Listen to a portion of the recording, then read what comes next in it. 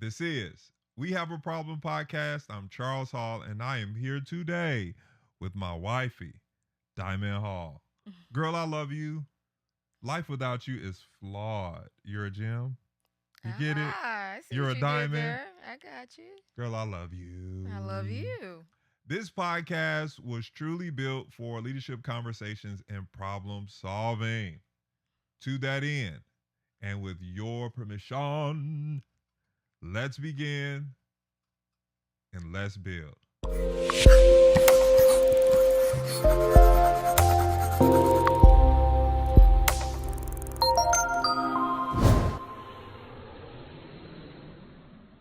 I believe that fear is a quiet architect. It sketches futures that have not happened and convinces you they already have. Fear is not always panic. Sometimes it shows up in the form of hesitation dressed as wisdom, delay disguised as discernment, silence posing as peace. It studies your value and then questions it. It sees your potential, then it magnifies the cost of using it. It makes you forget what you've already been just to control who you are becoming. If we frame it, if we frame this, what if fear is the door? So, babe, what does fear look like when it's trying to direct you and not disable you? Usually, you could separate the two because one is a protective fear and it's trying to keep you out of harm and shift you into a better direction. And the other one I would say is a fear that limits you and it kind of causes you to have a standstill or you feel like you can't move forward because you have all these what if questions. You don't have a certainty of the outcome. All you have is panic, worry, what ifs, what's going to happen if I move, what's going to happen if I start the business, what happens if we take on new hires at this point in our business or organization. All those what ifs, but you don't actually have an outcome or you don't have evidence for your desired outcome. Protective fear is usually trying to send you into a direction because you already have evidence. Wow. So it's the same as if you already know that if you walk out into the middle of traffic, oncoming traffic, there's cars coming at you. Yeah. Your brain is telling you, "Hey, get out the get out the middle of the street, go the other way." Yeah. So you have a protective fear and you have a limiting fear. Protective fear, you have evidence of which direction you need to go. I like You can that. put movement to the direction. If it's a limiting fear, you really don't have the answers that you're looking for. You're just raising questions in your brain because it's an unknown outcome. I really, really like that. I like how you separated and created a distinction and a depiction on both sides. Yeah. It's beautifully laid out. Babe, why do people hesitate the most when they're at the door of something that's life changing? Ooh. Usually the proximity to change shows you how comfortable you were in your previous season. Wait. What'd you just say? Yeah. Usually when you're at the door of something that's life changing, it shows you how comfortable you were in your previous season. Wow. Yeah. And so, this new season, if you take the opportunity, if you start the business, if you join the class, um, If you start the podcast. if you start the podcast, it actually causes you to grow into a new person. Like, I need to actually shift my identity in order to accomplish. Reinventing, Yeah, reimagining. absolutely. You have to reinvent yourself in order to accomplish the next goal. So now you see all these new challenges in front of you, and you're wondering, can I perform? Can I live up to the new opportunity? Or maybe you got a new role at your job, a leadership position, and you're wondering, can I accomplish this? Am I good enough? And all these different questions may cause you to actually hesitate versus just, as we would say, lunge before logic. Babe, that was brilliant. I absolutely love the way you laid that out. Charles, you're actually one of the best leaders I've come across, hands down.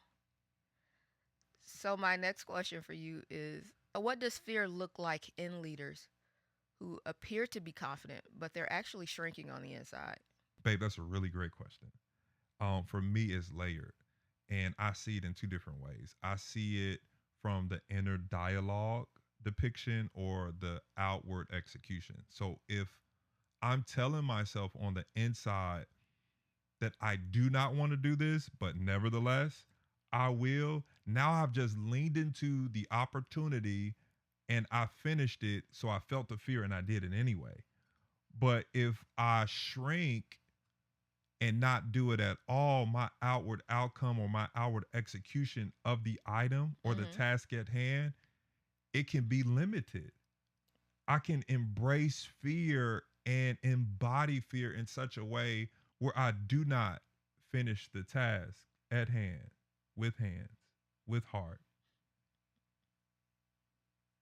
So if I start with, I do not want to do this, and I don't quiet the inner dialogue Yeah. and still dominate the moment, I can be intimidated in such a way where I collapse Wow. under the pressure of fear. So fear is not the problem, it's actually letting it overtake you. Fear is not the problem. I What if love that. fear is the door? Fear, yes, I love What that. if stepping into not just the hinge, people was like everything is hinged on. No, no, because if there is no hinge, I will go build a frame. I will go build a door. I will put a handle on the door and it will swing from the hinge that was placed. It doesn't hinge on it Okay. because if there is no hinge, we'll just frame it differently. Okay. If there is no hinge, we will just frame it differently. I cannot collapse under fear. Fear is not the issue, it's letting it overtake you. Mm. So, Revelations 3 and 8 says, I have opened a door for you that no one can close. Mm. But before you get to that part of the verse, it says, I know all the things that you do. Mm. That's not a negative connotation. It's saying that I have invested so much on the inside of you and I know all of it. But before you can go through the open door, you have to remind yourself of all of the Wow. investment. Wow. So the inner dialogue goes to, yes, I'm afraid, but I don't forget the investment. Yeah. I know all the things that you do. If I don't have a hinge, I'm going to frame it. I'm going to build it. Before the hinge, you need a frame. Before the hinge, you need a door. So I will build the frame, and I'm telling myself on the inside that if my inner dialogue is louder than the opportunity that can produce optimum outcomes Whoa. with excellence, with exploits at hand, with hands, I have to remind myself the investment comes before the entry. The reminder of the investment. I know all the things that you do. I know everything that I've invested. I know everything that I put on the inside of you. I know everything that you're destined for. And Jeez. then I've opened the door. How can you go through the open door and not know what you have to offer? So fear is not the issue. Fear can be the door. What if fear is the door? I love that. Sometimes I believe with fear, it's not the presence of pressure, it's the absence of opportunity. So if I cannot work that muscle Uh huh. and I'm not used to, just like you said in the previous season, I'm not used to it. So if I get used to it, Uh huh. then I can operate in it. But if I don't have the opportunity, so it's not the presence of pressure sometimes, it's the absence of opportunity. Wow. It's the absence of being able to function. But sometimes we share our fears too early, or we shouldn't share them at all. In Psalms 50, verse 12, it says, if I was hungry, I would not tell you.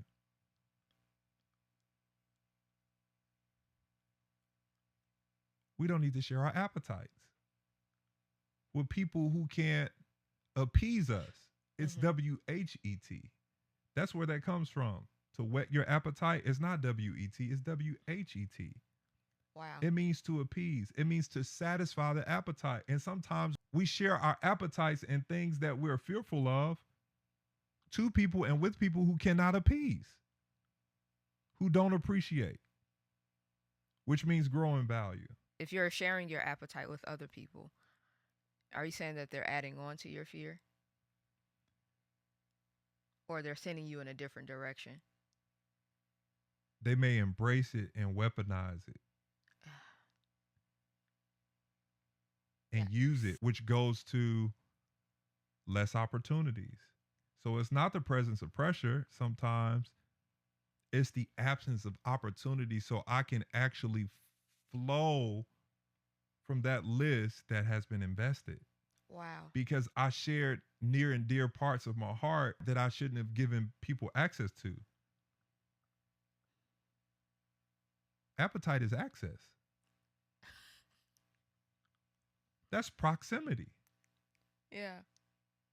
That's what that means. Appetite is access. You now have access to my life. You now have access to intimate places and conversations I may have not shared if I knew that you would turn it into your arsenal. Not to help me, but to be against me. Sometimes we see no weapon formed against you shall prosper as a target, but sometimes it can be against you. Mm. It can be right next to you. No weapon formed against you is not always a distant target. It can be right next to you. It can be against you. So I see it as the absence of opportunity. I see it as